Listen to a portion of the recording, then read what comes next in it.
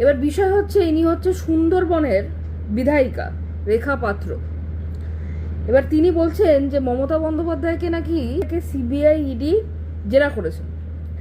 তা বিষয়টা হচ্ছে, মমতা বন্দ্যোপাধ্যায়কে আপনার কাছে হয়তো আপনার দল এতটাও ট্রান্সপারেন্সি বজায় রাখে না, আপনি জানেন না, এবং আপনার দল আপনার কাছে এতটা ট্রান্সপারেন্সি রাখে না, রেদার রাখার প্রয়োজন বোধ মনে করে না। তার কারণটা একটু পরে বলছি।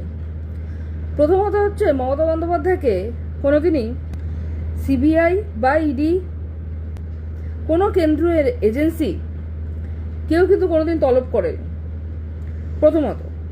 দ্বিতীয়ত, আপনি যেটা বলছেন যে মমতা বন্দ্যোপাধ্যায় বিভিন্ন নেতা মন্ত্রী সই জাল করে তাদের সরকারি অর্থ ৯/৬ কি একটা বললেন, বাস্তবে এই খবরটা কোথাও সম্প্রচারিত হয়নি। তার কারণটা হচ্ছে, এখন মমতা বন্দ্যোপাধ্যায়ের সরকার বিরোধী দল, তো বিরোধী দলের এখন এইটুকানি, বিরোধী দলের বাড়িতে যদি মশাও ঢোকে তো প্রেস সেটাকে দেখাবে। তো মমতা বন্দ্যোপাধ্যায়কে যদি ইডি বা সিবিআই ডাকতেন তাহলে অবশ্য সেটা বিশাল বড় করে এক্সক্লুসিভ খবর হিসেবে দেখানো হতো, দেখানো হয়নি, তার মানে ডাকেনি। এবার দ্বিতীয় একটা কথা বলে রাখি আপনাকে, আপনি সেই রেখাপাত্র না, যেই রেখাপাত্র গরুর জন্ম সার্টিফিকেট দেখতে চেয়েছিলেন, মানে বলেছিলেন যে 14 বছরের ওপরে যে সমস্ত গরুকে বিক্রি করা হবে তাদের জন্ম সার্টিফিকেট দেখানো হবে। ম্যাডাম, আমি বিশ্বাস করুন জানি না, আমার 25 বছর বয়স। ম্যাডাম, আমি জানি না যে কোথায় গরুর জন্ম সার্টিফিকেট দেওয়া হয়। আপনি যদি জানেন, দয়া করে ঘাটাল যাদের বাড়িতে যারা গরু ব্যবসা করে তাদেরকে দয়া করে জানাবেন যে গরুর জন্ম সার্টিফিকেটটা ঠিক কোথা থেকে দেওয়া হয়, একটু জানাবেন। আরেকটা কথা, আমরা সাধারণ মানুষরা যখন কোনো সরকারি পরীক্ষা দিই, সেই সমস্ত সরকারি পরীক্ষায় একটা মিনিমাম ক্রাইটেরিয়া থাকে, পড়াশোনা লেভেলের ক্রাইটেরিয়া বলছি। কোনো যেমন গ্রুপ সির জন্য মাধ্যমিক পাস, গ্রুপ ডি, বিভিন্ন রকমের, কখনো গ্র্যাজুয়েশন, কখনো 8 পাস, কখনো আরও বেশি মাস্টার ডিগ্রি, পিএইচডি লেভেল, এরকম থাকে। তো ম্যাডাম, আমি সাধারণ মানুষরা যদি পরীক্ষা দিয়ে সরকারি চাকরিটা পায়, তাহলে ম্যাডাম আপনার কাছে আমার একটা প্রশ্ন, যে সরকারের মানে সাধারণ মানুষ যাদেরকে ভোট দিয়ে সরকারে আনছে, তাহলে তাদের শিক্ষাগত যোগ্যতা জানার অধিকার কি সাধারণ মানুষের নেই? মানে আপনার শিক্ষাগত যোগ্যতাটা কি ঠিক ম্যাডাম, একটু বলেন, আপনার শিক্ষাগত যোগ্যতা কি যদি একটু বলেন। না মানে আপনি বিধায়িকা হওয়ার পর নিজের বিধানসভা এলাকায় সবার বাড়িতে বাড়িতে গিয়ে 12 পাতার করে একটা ফর্ম দিয়ে এসেছেন, এটা খুব ভালো ব্যাপার, বিধায়ক হিসেবে এটা আপনার কর্তব্য। কিন্তু সেই 12 পাতার ফর্মটা একবার যদি একটু ফিল আপ করে দেখাতেন তাহলে খুব ভালো হতো।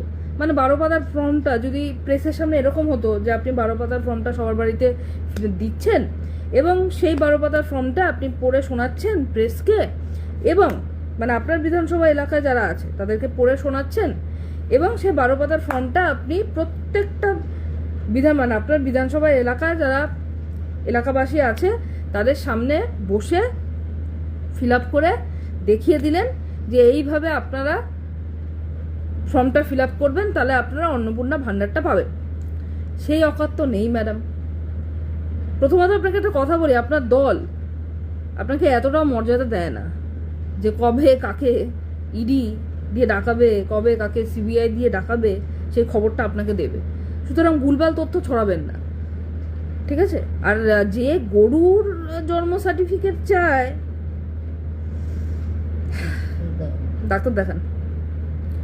আপনার হয় মাথার স্ক্রুটা খুলে গেছে, আর না হলে অন্য কোনো সমস্যা হয়েছে। ব্যক্তিগত আক্রমণে যেতে চাই না, তাই জন্য বললাম রেস্ট নিন, ডাক্তার দেখান। সবই তো আপনাদের এখন ফ্রি, বিধায়ক তো আপনি, বিধায়িকা ফ্রিতেই আছে, অসুবিধা নেই, দেখিয়ে নিন।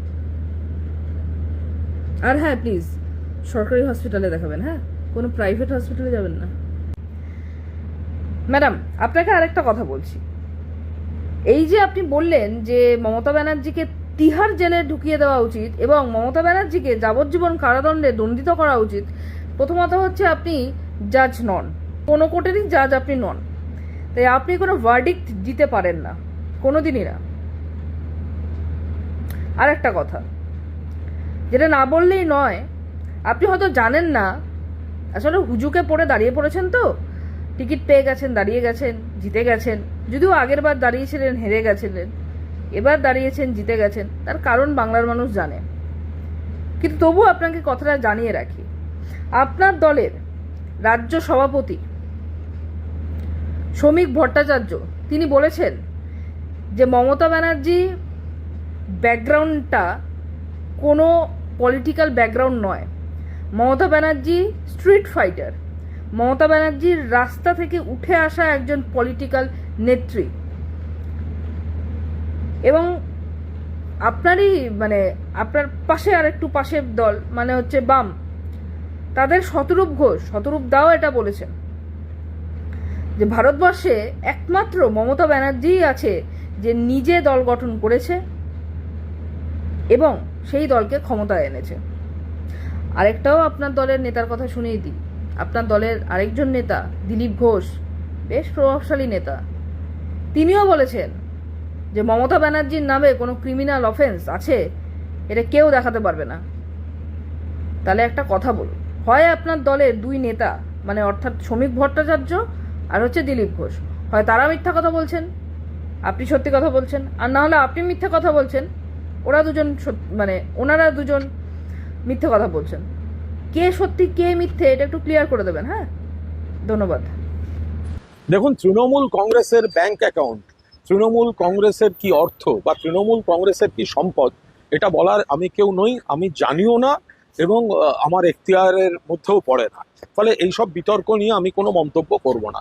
কিন্তু যে বিধায়করা ওই চাটন ঋত এবং যে বিধায়ক এ বিষয়ে প্রশ্ন তুলেছেন, আমি শুধু তাদের বলি, আচ্ছা ঋত আগে স্পষ্টভাবে বলুক, যদি তৃণমূলের অ্যাকাউন্টে যে টাকা আছে সেটা যদি খারাপ টাকা হয়, ঋত এবং তার যারা স্বাক্ষরকারী বা তার যারা সঙ্গী তারা বলুন, নির্বাচনের আগে দলের অ্যাকাউন্ট থেকে আপনার অ্যাকাউন্টে টাকা গেছে কি যায়নি। দুই, দলের অ্যাকাউন্ট থেকে নির্বাচনী কাজে যদি চাটন ঋতর অ্যাকাউন্টে বা এই প্রতিবাদী এখন যারা সই করছে তাদের অ্যাকাউন্টে টাকা গিয়ে থাকে, তাহলে সেই টাকার অ্যামাউন্ট কত। তিন, যদি তৃণমূলের অ্যাকাউন্টের টাকায় আপনাদের আপত্তি থাকে এবং আপনারা মনে করেন সেটা ভালো নয়, তাহলে আপনার নিজের ভোটের কাজের জন্য সেই টাকাটা নিলেন কেন।